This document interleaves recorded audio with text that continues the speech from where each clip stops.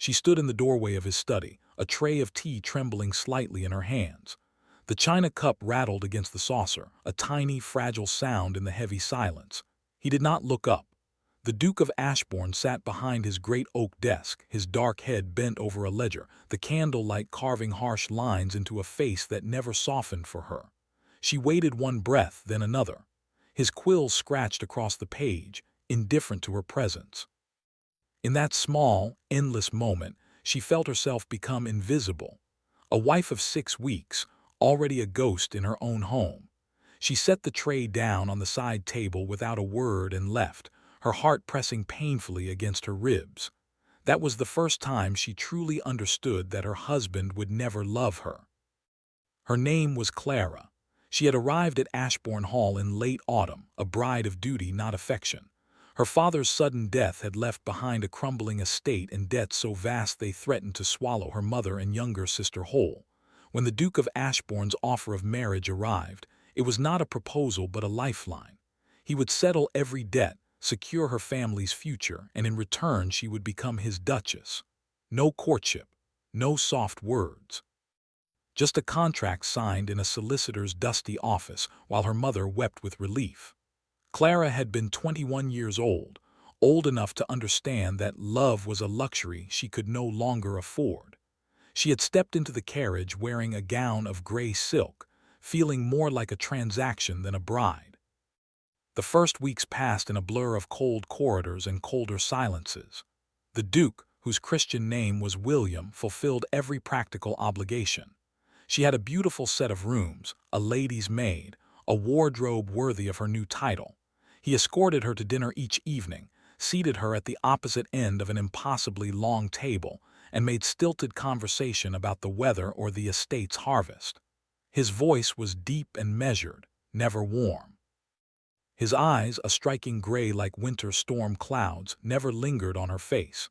He was perfectly polite, perfectly distant, a marble statue in evening dress. At first Clara tried. She asked about his day, his interests, the history of the hall. His replies were brief, clipped, as if each word cost him something. She brought him tea. She lingered in the library where he spent his evenings. She wore a gown the color of soft roses, hoping he might notice. He did not. The effort began to chip away at something inside her, a quiet hope she had not even known she was nurturing. The first real wound came at a dinner party 3 weeks after the wedding. The local gentry had gathered to meet the new Duchess of Ashbourne, their eyes bright with curiosity. Clara had dressed with care, determined to do her husband credit. She smiled, she curtsied, she made gracious conversation, all while feeling the weight of 100 unspoken judgments. William stood a few feet away, speaking with a baronet and his wife. Clara moved closer, instinctively seeking the shelter of his presence. As she approached, she heard the baronet laugh and say, "A convenient match, Ashbourne, very wise, pretty enough too, which must ease the burden of duty." William did not contradict him. He did not even glance in her direction. He simply lifted his glass and said, "One does what is necessary." The words were quiet, indifferent, and they landed like a blow. Clara's smile froze. Her heart stuttered. She turned away before anyone could see the shame flooding her cheeks and walked to the terrace, where the cold night air hid the tears she could no longer blink back. She was necessary, a burden, nothing more. After that night, something shifted. She stopped bringing him tea. She stopped seeking his gaze. She no longer wore the rose-colored gown. Instead, she began to take long walks across the estate's vast grounds, the wind biting her cheeks, the silence a kinder companion than the one inside the hall. It was on one of those walks that she discovered the village school. The building was small and damp, the roof leaking. The children huddled together on rough benches while an elderly vicar's wife struggled to teach them their letters from a single tattered book. Clara stood in the doorway and felt a sudden, fierce purpose take root inside her. Here was something she could do, something that was hers alone. She threw herself into the work. She ordered repairs to the roof, bought new books and slates, and began teaching the youngest children herself every Tuesday and Thursday. At first the village looked at her with polite skepticism. A duchess in a schoolroom was a strange sight. But Clara did not care. She knelt on the dusty floor and traced letters with a stick, laughed when little hands smudged ink, and learned every child's name by heart. In that humble room, she began to feel like herself again. Not a disappointment, not a burden, but someone who could mend what was broken. The children called her Lady Clara, their voices piping and trusting, and their affection slowly stitched up the torn edges of her heart. The only person from the great house who took an interest was the steward, a young man named Thomas Fielding. He was capable and kind, with sandy hair and an easy smile, and he often helped arrange deliveries of firewood or food for the school. They fell into a natural, uncomplicated friendship. He spoke to her not as a duchess, but as a woman with opinions worth hearing. Sometimes, after lessons, they would walk back toward the hall together, discussing the children or the estate improvements. Thomas made her laugh. It was a sound she had almost forgotten she could make. One afternoon, returning from the village, laughter still lingering on her lips, she glanced up at the hall and saw William standing at the window of his study. He was motionless, his gaze fixed on the path where she walked with Thomas. His expression was unreadable, but something in the rigid set of his shoulders made her breath catch. She looked away quickly, her pulse unsteady. She did not know what that look meant. She told herself it meant nothing at all. But it was not nothing. In the days that followed, small things began to change. William, who had always taken breakfast alone in his study, appeared in the morning room one day without warning. He sat across from her, the newspaper shielding his face, and made a remark about the weather. Clara replied politely, too surprised to do more. The next day, he asked if the school required anything further. She told him about the need for a new stove, and by evening a cart arrived with exactly the right model. She thanked him at dinner. He nodded once, jaw tight, and said nothing more. She did not know what to make of these gestures, so fragile and strange. She did not allow herself to hope. Autumn deepened into winter. The days grew short and icy, and Clara's work at the school became more demanding. She returned late one evening, her hands red with cold, to find William waiting in the entrance hall. She stopped, startled. He was still in his riding coat, as if he had only just come in, but his eyes told a different story. They swept over her, quick and sharp, taking in the damp hem of her gown, the fatigue in her face. "You were in the village," he said. It was not a question. "Yes, the children were practicing their Christmas recitations. I lost track of the hour." He took a step toward her. "It is dark, the lanes are unsafe. You should have taken the carriage." "I enjoy the walk. I do not enjoy the thought of my wife walking alone at night." His voice was low, taut with something that sounded very much like fear. She stared at him, confusion blooming in her chest. This was not indifference. This was something else entirely. He looked as though he wanted to say more, but he only gave a short, frustrated breath and turned away, his boots echoing on the marble floor. Clara remained where she was, her heart beating too fast, a single dangerous question forming in her mind. Could he possibly care? She pushed it away fiercely. Hope was a wound she could not afford to reopen. Following Sunday, the truth took another, stranger shape. The Dowager Duchess, William's mother, arrived for an unannounced visit. Lady Margaret Ashbourne was a formidable woman in black silk, her silver hair coiled like a crown. She had never approved of Clara's hurried marriage to her son, and she did not trouble to hide it. At dinner that first evening, she made polite, cutting observations about the school project, calling it a quaint little hobby. William, seated at the head of the table, said nothing. Clara felt the familiar sting of humiliation, but she did not retreat. She lifted her chin and spoke calmly of the children's progress, her voice steady. The dowager's eyes narrowed, but before she could reply, William set down his glass with a little more force than necessary. "Mother," he said quietly, "the Duchess's work benefits the whole estate. I will not hear it diminished." The room fell silent. Clara looked at him in genuine shock. He met her eyes for one suspended heartbeat, and in that gray gaze she saw something that looked almost like regret. Then the moment passed, and he looked away. That night Clara lay awake in her great canopied bed, the dowager's words circling in her mind. But stronger still was the memory of William's defense. It had been instinctive, immediate, as if he could not help himself. She pressed her hands to her cheeks and tried to calm the foolish, fluttering thing behind her ribs. She did not understand this man. She did not understand why a husband who called her a burden would shield her from his own mother's sharp tongue.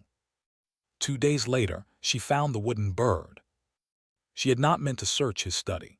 She had gone in looking for a letter from her mother which the butler mistakenly thought had been placed on the Duke's desk. She was sorting carefully through a pile of correspondence when her fingers brushed against a small drawer at the back, half hidden by a leather blotter. It was not locked. Curiosity flickered, hesitant, then irresistible. She slid the drawer open.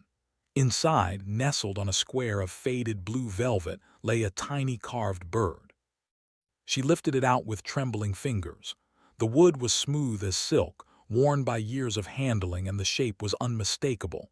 A little wren, its wings tucked tight, its head turned as if about to sing. Every feather had been cut with exquisite care. And there on the base, scratched in a boyish hand, were 3 tiny letters, C.A. her initials, Clara Ashbourne. The world tilted. She knew this bird. She had seen it before, 15 years ago, in the hands of a boy she had met only once.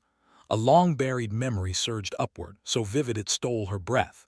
She had been 7 years old, visiting a country fair with her father. She had wandered away from their picnic and become lost among the crowds, frightened and tearful. A boy had found her. He was older, perhaps 13 or 14, with serious gray eyes and a quiet voice. He had taken her hand, given her a bun from his pocket, and sat with her on a stone wall until her father came. While they waited, he had shown her a little wooden wren he was carving, his fingers steady on the knife. "One day I will finish it," he had said, "and when I do I will give it to someone I mean to keep safe forever." She had asked him his name. He had smiled, a rare, gentle smile, and said, "William." She had promised to remember him. But she had been so young, and the years had swept the memory away until nothing remained but a faint warmth, like the echo of a song she could no longer sing. Now the song had returned, full and aching. The boy was her husband. The cold, distant Duke who had married her out of necessity was the same boy who had once carved a promise into a piece of wood, and he had kept it for 15 years. Clara sank into the chair by the desk, the bird cradled in her palm. Tears slid down her cheeks, silent and unstoppable. She did not know what this meant. She did not know why he had never told her, why he had locked away every trace of tenderness behind walls of ice. But she knew, with a certainty that trembled in her very bones, that her husband was not the man she thought he was. He was someone who remembered, someone who had carried her in some small, secret way across a lifetime. She was still sitting there when the door opened. She looked up through blurred eyes and saw William frozen on the threshold, his face draining of color. His gaze dropped to the bird in her hands, and something cracked wide open behind his eyes. He took a step back as if he had been struck. "Clara," he said, and his voice was ragged, raw, nothing like the cool, measured tones she knew. "Where did you find that?" She rose on unsteady legs, holding the bird out between them. "It was in your desk. It has my initials. You are the boy from the fair, the boy who promised to give this to someone he would keep safe." Her voice broke. "Why did you never tell me?" He closed the door behind him very softly, as if the sound might shatter something precious. For a long moment he said nothing. He stood with his back against the wood, his broad shoulders bowed, a man fighting a losing battle against his own heart. When he spoke, his voice was scarcely above a whisper. "Because you would have hated me." She shook her head, not understanding. He took a slow, painful breath. "After that day at the fair, I could not forget you. I asked my father to approach your family about a future match when you were old enough. He agreed at first. But then there was a quarrel, a terrible one, over land and pride and old resentments. My father became bitter. He set out to ruin your father. He called in debts, manipulated contracts, did everything in his power to break the Ashworth family. I did not know until it was too late." His voice cracked. "When your father died, I knew the ruin was my blood's doing. I knew you would never willingly take the name of the people who destroyed your home. So I offered the marriage contract as a business arrangement, cold and necessary, because I believed that if I told you the truth, if I told you that I had loved you since I was a boy, and that I had failed to protect you from my own kin, you would despise me more than you already did." Clara stood motionless, the world reshaping itself around his words. The distance, the coldness, the cruel remarks. He had been punishing himself, hiding behind a mask of duty because he believed his love was poison. He had married her to save her, and then he had locked himself away so she would never have to bear the weight of his guilt. "I thought if I kept my distance you would be safe from the shame of my past," he continued, his gray eyes bright with a sorrow she could feel across the room. "I thought it was the only gift I could give you, freedom from me." His jaw tightened. "But when I saw you with Thomas Fielding laughing at ease, something inside me went mad. I could not bear it. I have loved you for 15 years, Clara. I have loved you in silence and in shadow, and I cannot do it any longer." The confession hung in the air, raw and unguarded. Clara's heart was a wild, beating storm. She crossed the space between them, the bird still pressed against her heart, and stopped so close she could see the faint tremor in his hands. "You foolish, foolish man," she whispered. "Do you think I wanted a perfect hero? Do you think I cared about old feuds? I only ever wanted you to see me. I only ever wanted you to let me in." A sound escaped him, something between a laugh and a sob. He reached out, his fingers brushing the carved wren with infinite gentleness. "I am letting you in now. I do not know how to do it well. I have been alone with this love for so long." "Then learn with me," she said. "We have already lost 15 years. I will not lose another day." The tears that fell then were not hers alone. William, the Duke of Ashbourne, a man carved from winter and duty, let the walls fall. He pulled her into his arms and buried his face in her hair, and his shoulders shook with the weight of a sorrow finally released. Clara held him, the wooden bird pressed between their hearts, and felt the ice of months and years begin to melt into something warm and living. He was not a cold stranger. He was the boy who had taken her hand when she was lost. And she had found him at last. In the days that followed, the hall seemed to breathe differently. The silence that had once been a prison became a gentle, companionable quiet. William began to take his tea with her in the morning, no newspaper raised as a shield. He walked with her to the village school, and when the children gathered around her, chattering like little birds, he did not stand apart. He knelt on the dusty floor and helped a small boy whittle a stick, his expression so tender it made Clara's throat ache. The Dowager Duchess, observing the change, sniffed and declared the pair of them quite ridiculous, but there was no malice in it. Even Thomas Fielding, who had once been the cause of such jealousy, simply smiled and bowed when the Duke and Duchess passed arm in arm. "About time," he murmured to the head gardener, loud enough for Clara to hear. She blushed. William only tightened his arm around hers and leaned down to whisper, "He is entirely right." The second, deeper revelation came on a rain-lashed evening in early spring. They were sitting together in the library, a fire crackling in the hearth, when a letter arrived from a solicitor in London.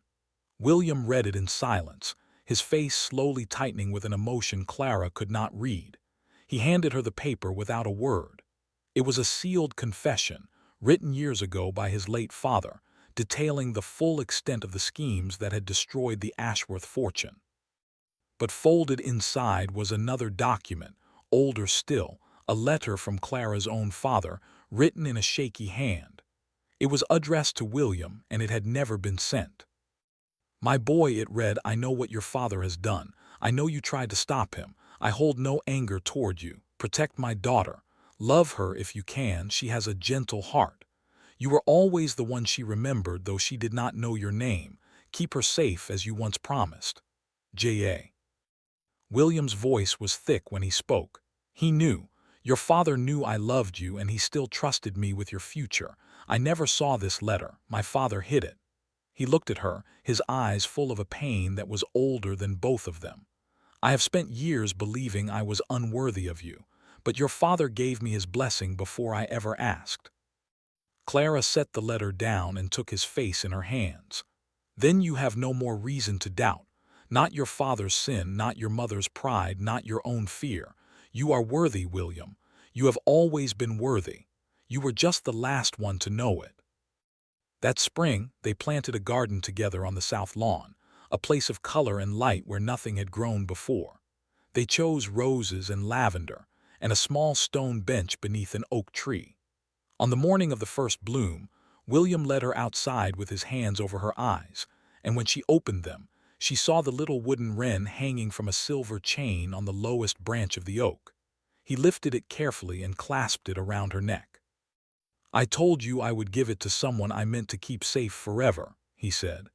"I have kept that promise across 15 years. I intend to keep it across a lifetime more." She touched the bird where it rested against her collarbone, warm from the sun and from his hand. Then she rose on her toes and kissed him softly, sweetly, as spring rain began to fall. He pulled her closer, shielding her with his coat, and they stood together beneath the oak, laughing for no reason but joy. The hall stood behind them, no longer a place of echoes and cold stone, but a home. And the boy who had carved his heart into a piece of wood had finally, completely come back to her. If you enjoyed this story, don't forget to give it a like and subscribe to the channel. Also, let us know in the comments which country you're watching from. Your support means a lot to us. Thank you for watching and see you in the next amazing story.